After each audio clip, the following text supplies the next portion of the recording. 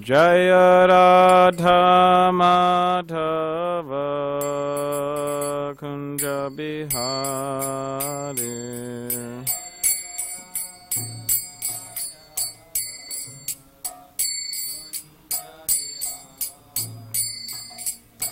Gopijana Vallabha Girivardhari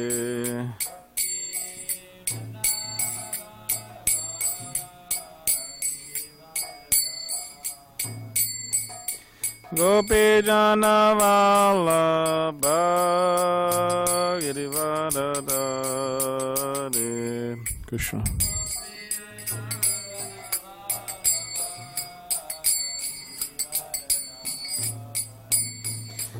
Yashodanandana Braja Janaranjana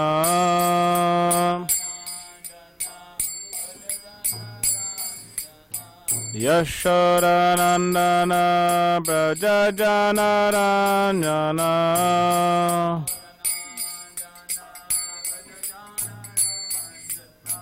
Yamuna Tiravanachari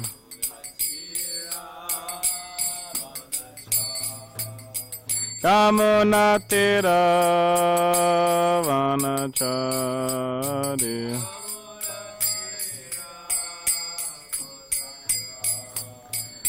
Jaya Radha Madhava Kunja Bihari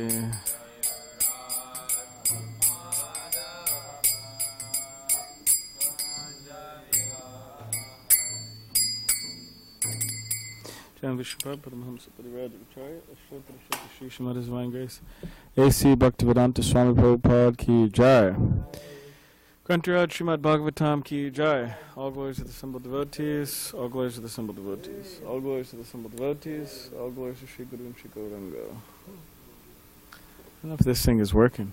You know how to turn it up or?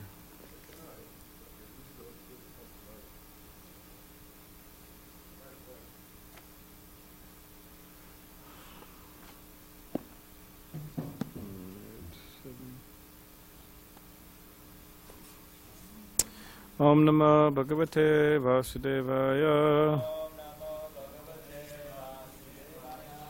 Om Namah Bhagavate Vasudevaya Om Namah Bhagavate Vasudevaya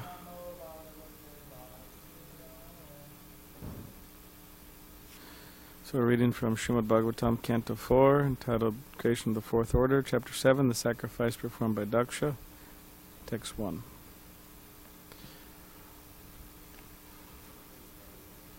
That's alright. This is not working, huh? Krishna, Krishna. Yeah, it's on, but I don't think it's working. Or is it? It's kind of working, right? A little bit? Okay.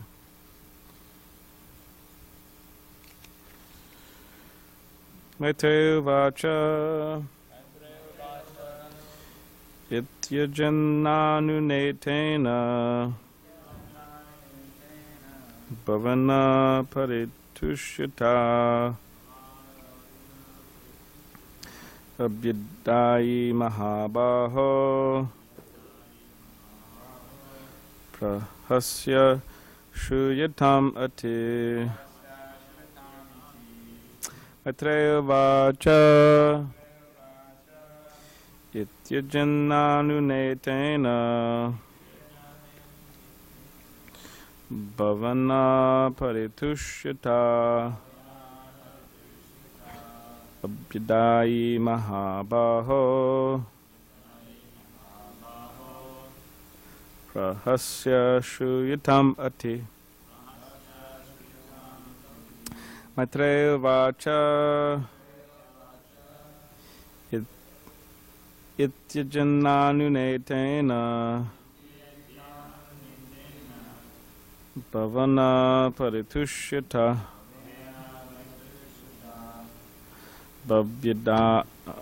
Abhyadayi Mahabaho Rahasya Shuyatam Ati Please chant.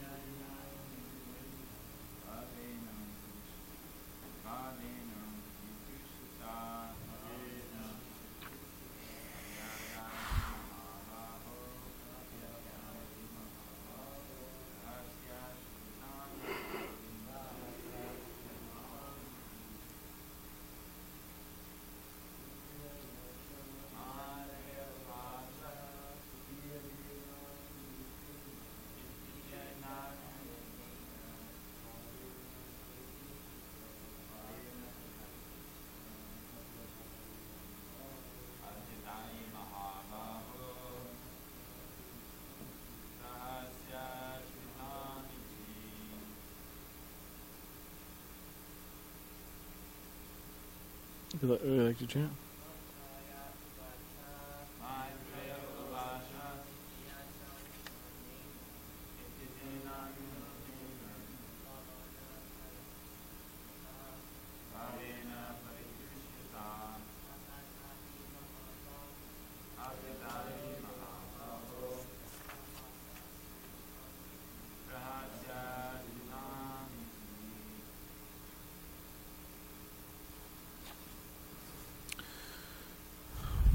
Okay. Word by word translation. Maitreya. Maitreya. Uvacha. Said. Iti. Thus. Ajena. By Lord Brahma. Anunatena. Pacified. Bhavena. By Lord Shiva. Paritushita. Fully satisfied. Abhyadayi. Said. Mahabaho. Ovadura. Prahasya. Smiling. Shruyatam. Listen. Iti. Thus. Translation. The sage Maitreya said, O mighty armed Vidura, Lord Shiva, being thus pacified by the words of Lord Brahma, spoke as follows in answer to Lord Brahma's request. Mahadeva uvacha nagam prajesha balanam varnane nanu chinteye deva maya bhutanam dandas tatra trito maya. Lord Shiva said, My dear father, Brahma, I do not mind the offenses created by the demigods.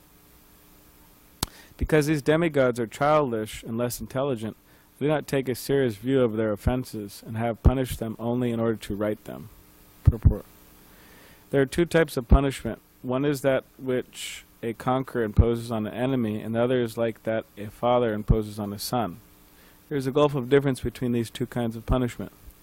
Lord Shiva is by nature a Vaishnava, a great devotee, and his name in this connection is Ashutosh. He is always satisfied, and therefore he did not become angry as if he were an enemy. He is not inimical to any living entity. Rather, he always wishes the welfare of all.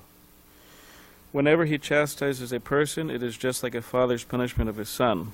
Lord Shiva is like a father because he never takes seriously any offense by any living entity, especially the demigods.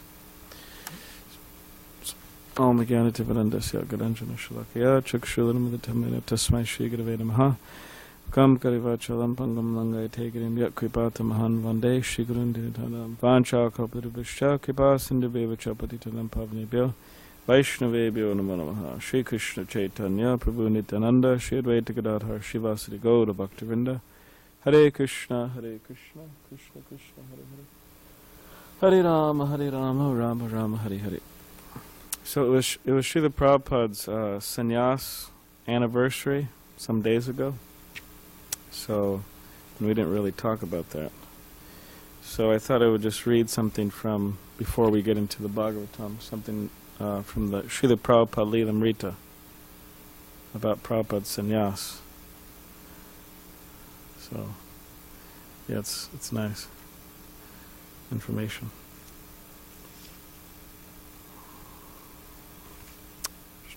So Prabhupada, he first met his guru, right, Kolkata, Srila Bhaktisiddhanta Saraswati Thakur, when he was a young man. So then later on, Prabhupada was in his family life, and then he was having dreams, Bhaktisiddhanta Saraswati Thakur. He was coming to him, telling him, well, take sannyas, travel and preach. And Prabhupada said he wasn't very, he was a little frightened by that, somehow or other. That's what Prabhupada was saying. A little shocking, especially when he was married. So here it's Prabhupada explains, or Satsrup Maharaj explains this dream here in brief, and what Prabhupada was thinking. So one night Abai had a striking dream, the same dream he had several times before, so he was having these dreams all the time. During his days as a householder, Srila Bhaktisiddhanta Saraswati appeared just as Abai had known him. The tall, scholarly sannyasi, coming directly from the spiritual world, from Krishna's personal entourage. He called to Abai and indicated that he should follow. So he was saying, calling to say, follow me. Repeatedly he called and motioned. He was asking Abai to take sannyas. Come, he urged, become a sannyasi. Abai awoke in a state of wonder. He thought of this instruction as another feature of the original instruction Srila Bhaktisiddhanta Saraswati had given him at their first meeting in Calcutta. The same instruction that his spiritual master had later solidified in a letter. Become an English preacher and spread Krishna consciousness throughout the Western world. Sannyas was for that end, otherwise why would his spiritual master have asked him to accept it? Abai reasoned that his spiritual master was saying, now take sannyas and you will actually be able to accomplish this mission. Formally the time was not right, so Prabhu was our Bhaktisiddhanta Saraswati Thakur was urging him to become a sannyasi, renounced traveling monk. So that was Prabhupada's dream. Now Prabhupada asked, so Srila Prabhupada, he brought it to his godbrothers to see what they would think. So different godbrothers. So the first godbrother he brought it to was Bhaktivilas Tirtha Maharaj, who was formerly Kunja Vihari Prabhu, very close associate of Bhaktisiddhanta Saraswati Thakur. And he had his temple and he had his program going in devotees, but Tirtha Maharaj, he pretty much told him, just come to our temple, we'll provide you a room, and you could write for our newspaper, like that. But Srila Prabhupada wasn't interested in that. Here it said, in other words, he wasn't very eager to give Prabhupada sannyas. He just said, come and serve at the temple and like that. So here it said, there was no point in going to Calcutta just to reside in an airy, a lot of air, nice fresh air, airy, well-lit room that he already had in Vrindavan. Abai wrote back to Tirtha Maharaj mentioning his direct order from Srila Bhaktisiddhanta Saraswati to preach to the English-speaking people. He wanted to go to the West right away, and he had thought that Chaitanya Mat would welcome his offer. Both Abai and Tirtha Maharaj had their responsibilities, but perhaps they could work together and carry out the desire of their spiritual master. Abai asked Tirtha Maharaj to reconsider. On May 7th, 1959, Bhaktivilas Tirtha wrote back. This is what he wrote to Prabhupada. My suggestion is don't make any hasty decisions. For the time being, stay with us and engage yourself in the service of the society, and then accept sannyas. The purpose of accepting Sri Dandi is to serve the society. If that is your desire, then Sri Chaitanya Mat will decide about your going to America to preach and make all the arrangements. You can never be the principal of the society to let one act according to his individual attempt or desire. The society will decide after consulting with the heads what is to be done by whom. This is what I want to say. First of all, it is necessary to identify oneself with the society. In order to preach in America or in other foreign countries, preach in foreign countries to foreign creatures. Just joking. It is important to have a dignified organization in the background, and secondly, it is necessary to establish oneself in India before going to preach in the foreign countries. Now, it is that there are no conferences or meetings in the West as before. Communication is done through the media of television. So in essence, he was just not encouraging him to take sannyas, one of his godbrothers. So Prabhupada didn't go there, and then he went to another godbrother to see what he would say. He went to Keshava Maharaj. Abai next turned to Keshava Maharaj in Mathura, and Keshava Maharaj told Abai to take sannyas immediately. See how you should take immediately. After corresponding with Tirtha Maharaj, Abai had felt some uncertainty about accepting sannyas, and now that he was being encouraged so strongly, he resisted. But Keshava Maharaj was insistent. Srila Prabhupada, this is remembering. I was sitting alone in Vrindavan writing. My godbrother insisted me. Bhaktivedanta Prabhu, you must do it. Without accepting a renounced sort of life, nobody can become a preacher. So he insisted. Not he insisted, practically my spiritual master insisted. He wanted me to become a preacher, so he forced me through his godbrother. Through this godbrother. You accept. So unwillingly I accepted it. So he felt that Bhaktisiddhanta Saraswati Thakur was urging him through his godbrother, through Prabhupada's godbrother. So he did it. So this is just a description of the ceremony. On the morning of September 17th, 1959, in the 50 by 25 foot Didi room on the second floor of the Keshavaji Mat, a group of devotees sat before the deities of Radha Krishna and Lord Chaitanya. The deities were colorfully dressed in royal clothing and silver crowns. Radharani's right hand faced palm forward in benediction for the worshipper. At her side, her left hand held a flower for Krishna. Krishna stood like a dancer, placing his right leg in a casual tiptoe pose before his left, playing his long silver flute, which hit gracefully to his red lips. His long black hair reached down past his shoulders, and the garland of marigolds around his neck reached down to his knees. On his right side, the deity of Lord Chaitanya, his right arm raised, left arm at his side, his body straight, feet together. He was a soft golden color, and he had large eyes, a well-formed red mouth, and a straight black hair down to his shoulders. One level below the deities were pictures of spiritual masters in the disciplic succession: Jagannath Das Babaji, Bhaktivinoda Thakur, Gorkishore Das Babaji, Bhaktisiddhanta Saraswati Thakur, Bhakti Pragyan Keshava Maharaj. Abai sat on a mat of kusha grass beside 90-year-old Sanatan. So Prabhupada was taking sannyas, and then there was this 90-year-old devotee named Sanatan. And then devotee said, oh, better late than never, you know. It's 90 years old. I mean, it's like the end of your life. People, you know, sometimes take sannyas when they're 50. So it's 40 years.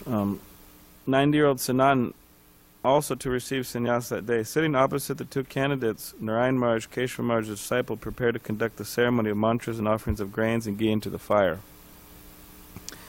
Akinchana Krishnadas Babaji, Abai's godbrother, known for sweet singing, played mridanga and sang Vaishnav bhajan. Sitting on a raised asan, His Holiness Keshava Maharaj presided.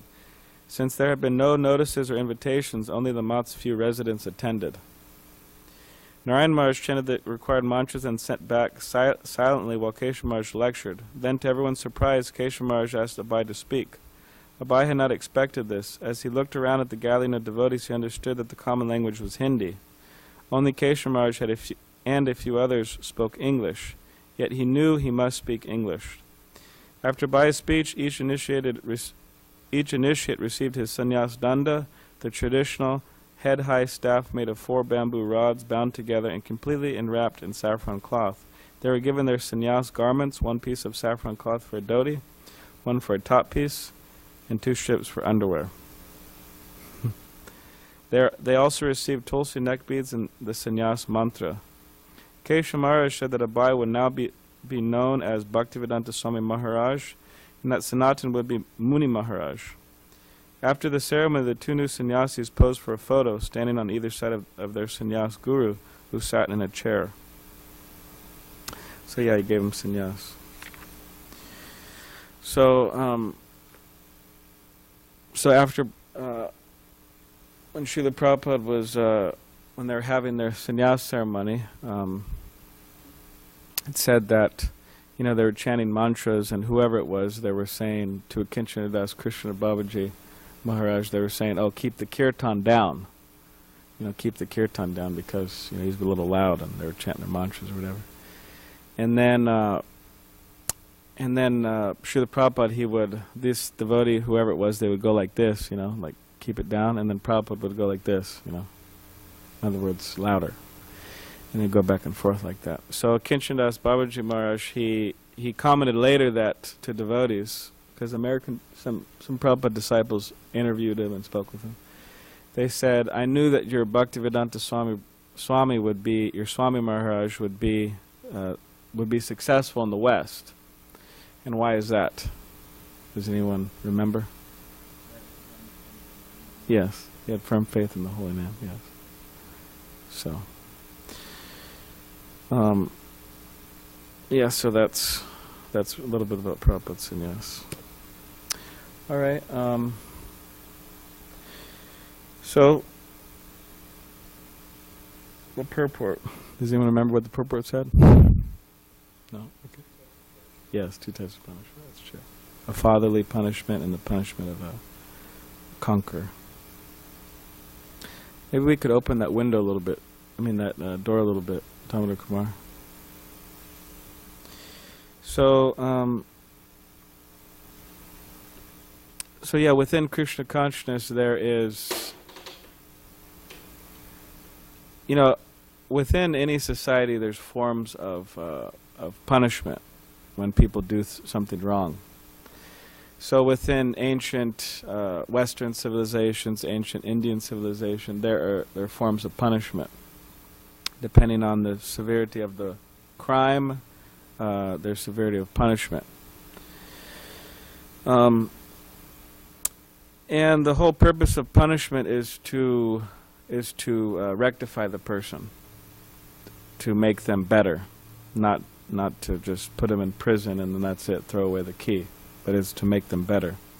So within Krishna consciousness, there's also you could say punishment, or specifically like chastisement from the spiritual master or from devotees. So in other words, we may be doing something wrong and we'll be corrected for it. And that's an aspect of training. That's an important aspect of training. Now, you know, it is difficult to be corrected, to be chastised, to be chided, whatever word you want to use. It is quite difficult because one is we may not be used to that. Most people aren't. Like I grew up, I mean, I never got punished for anything. Like at all. My mother and my father, they never. I mean, I did all types of things which were horrible, actually. Not like absolutely horrible, but, you know, bad, you know, bad teenager. Like, for example, I'm just trying to think. Like I had some anger issues. And, you know, I was a young, passionate teenager, and I was probably just angry for no reason. I mean, I wouldn't even have a good reason. But, you know, I had anger problems, and, I mean, in school, I would, not that I would instigate fights, because although I was angry, but I wouldn't instigate fights, you know, like fist fights, I wouldn't instigate them. But for just the particular neighborhood I grew up in, people would instigate fights, because that was just the nature of the place, you know, the nature. It was in El Cajon. It's 30 minutes east. It was just the nature of the place. You know, a bunch of young, you know, boys, and they want to fight, and you know, they think they're all cool, and you know, and there were some, you know, gangs or you know, whatever. So they would instigate me. They would instigate the fight. You know, they would challenge, and I would never wanted to do it. I never wanted to do it. But then at one point it was just self-defense, so I had to fight. So doing that in school and getting in trouble, just you're in school and you're just whatever, giving the teacher a hard time, or like all types of talking back to the teacher, or we'd have those little, remember those little skateboards, tech deck they call it, right? Just messing around in school, passing notes, throwing stuff, just whatever we can, just to get in trouble. I mean, I got in so much trouble that the principal of the school, which usually they don't do, as far as I know, the principal of the school showed up at our house. Like this was just at a random day. I don't know what day of the week it was, but it was just. She came all the way to our house and she spoke with my mother. She said, "Oh yeah, your son, whatever. On some level, he's very nice, and some people seem to like him, but he's just a real troublemaker. Like he's got a real problem, And they would put me, so on and on and on like that. I mean, one time I became so angry that I don't even know what I was angry about, but I used to skateboard. So I owned a skateboard, obviously, and so I grabbed my skateboard and I threw it through the front window of our house, and broke it. They had to pay. My mother had to pay large amounts of money, and so. But my point is that she never punished me. She never said, "Oh, you're grounded," or "You're this or that," or what to speak of anything physical. She never. And what she did actually. Which my sisters commented later. She's like, "You remember that time Bronson, he threw the skateboard through the window, and you went to the local mall and you bought him a pair of shoes, So she took me to the mall and got me some nice shoes or something. She was just trying to be I don't know what she was thinking, but encouraging. And maybe I could ask her about it, let you know. But somehow or other, she thought that would encourage or help me. But so yeah. I didn't grow up being, chastised or or anything like that. And a lot of people, like in America, they may not grow up, especially being, corrected. I mean, some people grow up like that, but it may be easier for them to accept some instruction for those people. But for a lot of people, a lot of devotees that I know, they have wild teenage lives and not much like control from their parents. So then when they come under the umbrella of ISKCON or Krishna consciousness, then it's a little challenging to accept that chastisement, correction like that. The false ego, it's difficult. So, but, I don't know. I mean, I don't know. Not sure. I guess it's just my karma, so I got the interesting karma. I'm not sure if it would be helpful.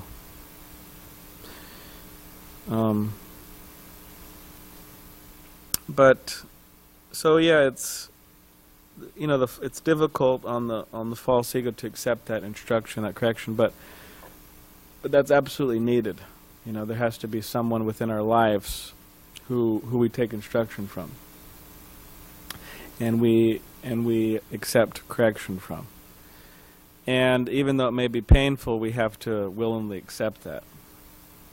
It may not be everybody. We may not allow everybody to do that, but we should allow at least somebody to do that.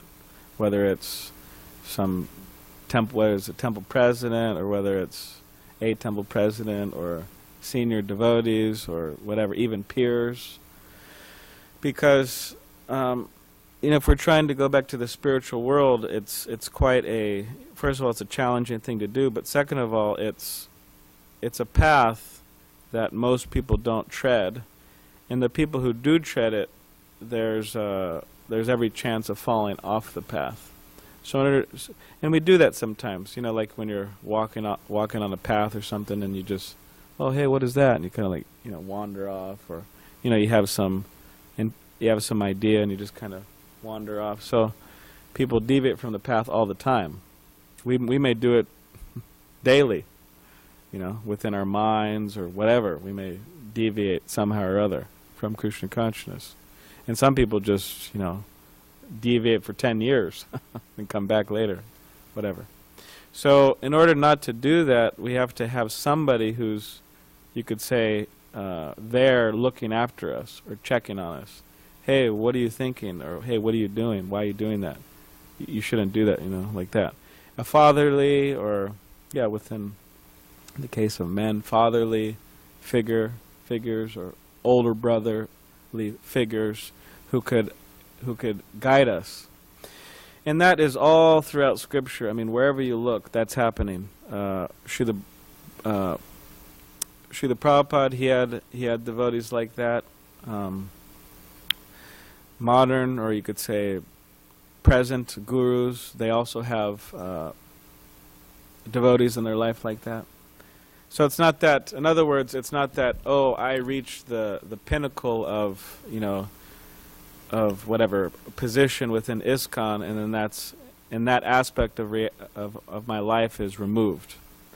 So in other words, I become a senior disciple of whatever, Giriraj Swami or whoever Swami, or I'm a senior disciple of Prabhupada or whoever it is. And I'm a GBC member, and I'm a sannyasi, and I have so many disciples. But still, those personalities should still have devotees within their lives who they take guidance from. And factually they do. We may not know who they are, or that may not be so obvious to us, but they actually do. We may think that they're independent, thinkers and movers, but that's not the case actually. An example of that is back in the 80s. There was some issues within ISKCON. I mean, there's always issues in the material world and at all times and all places, practically speaking, but there was more severe issues happening regularly. And specifically, a lot of leading devotees, leading Prabhupada disciples, gurus, and sannyasis, they were giving up their positions, giving up their vows. And in this way, a lot of devotees, a lot of their disciples and followers were becoming completely disheartened, discouraged, depressed, defunctional, deranged, whatever, keep on D. Just completely having a difficult time. You could imagine. I mean, somebody you invest all your thoughts and all your energy, and that's like it's like your fatherly figure, within your life, and that person just disappears. It's like a person dies or something. It's it could be very depressing. So that's what was happening, but one after the other. One person, then the next person, the next person, the next person. It was just like, what on earth is going on? So, and we don't understand, those of us who weren't living in those particular times, the severity of it and how challenging it was. I mean, you were around. I don't know how old you were, but you understand a lot of devotees were struggling. So, and naturally, the Prabhupada disciples who were still holding on, in other words, the ones that weren't leaving, they had a difficult time because their friends are just as we say, falling down, left and right, leaving Krishna consciousness. And they were also leading members, so it was quite challenging for them. And naturally, devotees started developing this mentality, like leading Prabhupada disciples. I mean, I don't know all of them, but I know a few of them. They started developing this mentality that, okay, I'm not going to trust anybody besides Prabhupada, Why? Because everybody else may fail me. So, His Holiness Giriraj Swami, he was dealing with this, a lot of devotees leaving, and he was spending so much time and energy trying to mend, devotees' hearts within particular parts of the world, South Africa, Mauritius, and different places, Europe. So then. So there's a lot of dramatic things happening. So then he wanted to visit Tamal Krishna Goswami in Dallas, Texas. This Tamal Krishna Goswami is like his base. So then Giriraj Swami, he flew in, and then that night they had a meeting in Tamal Krishna Goswami's room. And in that meeting, Tamal Krishna Goswami revealed his mind to Giriraj Swami, which we should do with devotees. We should regularly reveal our minds and what's going on with us and what we're thinking, what we're feeling, like that. That's called having a relationship. Rupa Goswami says, Dadati priti grinnati guyam aikati pritchati punkte bojayate chaiva shadvidhim priti lakshanam. So these are the 6 loving exchanges. Giving gifts. We don't have to wait for Christmas or birthday. We could give it any time, gift. Giving gifts, accepting gifts, revealing one's mind and confidence, inquiring confidentially, asking questions, right? Giving prasad and accepting prasad. These are the 6 loving exchanges. So this is what they were doing. Tamal Krishna Goswami was revealing his mind to his dear friend Giriraj Swami, like that, in his room. So then Tamal Krishna Goswami said, after all of my time in Krishna consciousness and me being initiated by Srila Prabhupada, first initiated, and then second initiated, and then taking sannyas from Prabhupada, and spending so much time with Prabhupada, I still feel that I need shiksha gurus. And I still feel that I need devotees to help me, you could solidify my relationship with Prabhupada. But specifically he said shiksha gurus. He still feel he needs that. So then, then he said that he does have devotees in his life who are his shiksha gurus, and he started naming them. So he named Shivaram Swami, Keshavarti Goswami, and then he named Giriraj Swami, he was there, right in front of him. So he said, you're my shiksha guru. So then at the time, Giriraj Swami was thinking that, because he had a bit of this mentality that he's not going to trust anybody besides Prabhupada. So he was having a hard time, he was having difficulty accepting this point, how it's true. So he's thinking in his mind. So yeah, this point of having shiksha gurus is that we may have these ideas, what we want to do, what we don't want to do, where we want to go, where we don't want to go, etc., etc., etc. We all have individual lives and plans and desires, right? So the idea is the shiksha gurus is that we check with them. Hey, what do you think? You check with a few devotees, senior, mature, right? Good standing devotees. You check with them, shiksha gurus. So anyways, then the next morning, they were in the temple room and they were chanting japa. A lot of devotees were chanting japa. So then Giriraj Swami goes up to Tamal Krishna Goswami and says, right in the middle of japa, he says, "Oh Maharaj, I was thinking about what you said, and it's true. You know, we need shiksha gurus." And then in essence he said, you are my shiksha guru, like that. So there's also that case where, and shiksha guru means instructing guru, instructing teachers. So there is that case where I may see you as my shiksha guru, and you may see me as your shiksha guru. So we have that, that's also possible, like that. So in this way we have a better chance of, first of all, making it on the path of Krishna consciousness and being happy and satisfied and successfully, reaching our goal. And we're more in line with the actual tradition in which we're practicing. Because many people are within Krishna consciousness or within ISKCON, but they may not be so strictly or carefully following the particular tradition. So that's important that we follow the traditional points of Krishna consciousness. And yeah, people who don't do this, I've seen many people, and yeah, they struggle. They may feel depressed, they may feel lonely, they may just, have a hard time this way, that way, so many ways. And they may just get themselves into so much trouble by not having shiksha gurus. So that's important that we do that, we take it seriously. And see, we're either punished by material nature or chastised by material nature, or we're chastised by devotees in Krishna.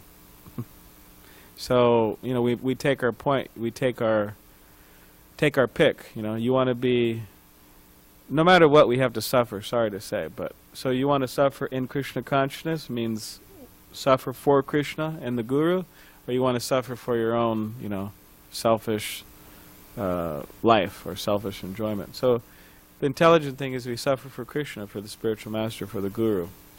And we get chastised by the Guru, by Krishna, by devotees, instead of being chastised by Maya's agents or Maya's slaves or material nature. So that's the idea. And this punishment, this chastisement from devotees, it is for our good. It's not that devotees, the devotees could just, chant Hare Krishna and read Prabhupada's books and, take prasad and have a happy life. They don't have to get, so involved in our lives. But they do it because they're trying to help us. What's the pleasure that the Guru takes, or that the senior devotees take, or the spiritual master, or any devotee takes, in sitting down and, talking with someone hours and hours and hours on end, trying to help them. Now you could say because they care about the person, there is pleasure there. There is happiness there. But ultimately they do have, it's not that they don't have anything else to do. So the point is they care for us. So we shouldn't be, so foolish or so whatever you want to say, that to think that, oh, they're just chastising me because, no, they're because they care. So anyway, Shiva here, he chastised the demigods because they're out of line. He arranged that all his boys, go there, and they ripped off Brigu's, beard or his mustache, and they knocked out, somebody else's teeth, and, Virabhadra cut off Daksha's head, gave him a goat head. And this is all for their betterment, to chastise them for their good. So, so this is Shiva. He's like that, and also other devotees are like that. So we should be happy. I mean, it says that a bee, from the bee you could get honey, right? But a bee also stings. So sometimes devotees, they give us honey, Krishna Katha, they're sweet or whatever, but also sometimes they sting, But, so anyways, we should be happy to be in the association of devotees and be corrected by them rather than dealing with, being corrected by material nature, wholly and solely. So does anyone have... I think I'm out of time. I can't tell, though. Does anybody... I'm just joking. Yes, I'm definitely out of time. So does anyone have any questions or comments?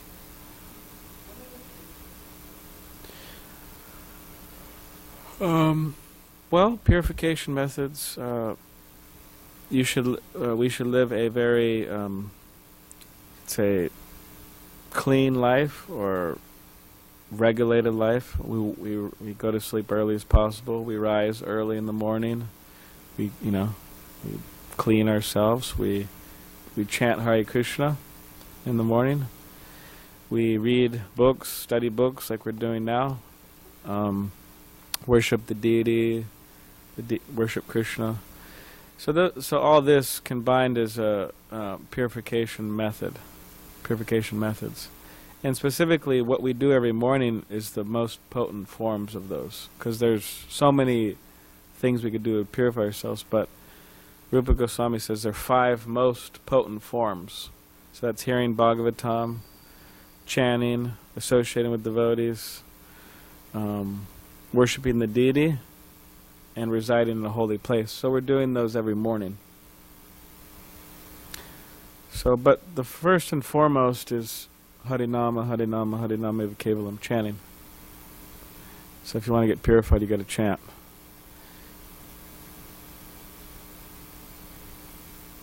Does anyone have any other questions, comments? No. All right.